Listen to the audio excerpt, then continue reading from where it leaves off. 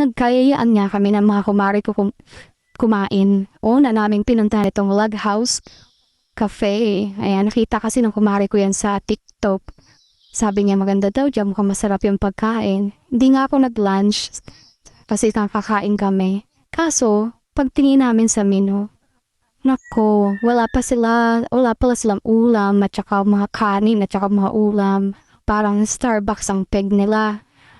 Eh, alam mo naman tayo mga Pilipino, kanin at ulam, panap talaga, lalo na may mga kasama kaming bata. Kaya ayan, yan kami bumagsak sa buffet, eat all you can, 231 sa Padre Garcia, Batangas. Eh, yung kaldereta nila, napakasarap. Ang sarap ng kaldereta nila. Sarap ng mga ulam nila. At to think na 231 lang siya, napakasulit talaga. Tapos dahil busog na busog kami, eh, kailangan, natutulog ako.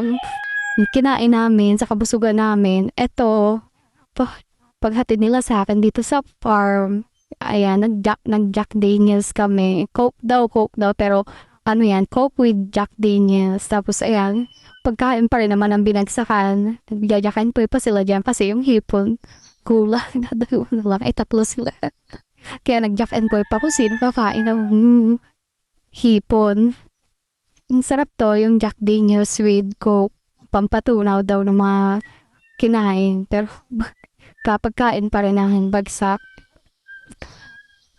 Masaya yung gabi yan. Salamat sa mga kumaris ko sa uulitin.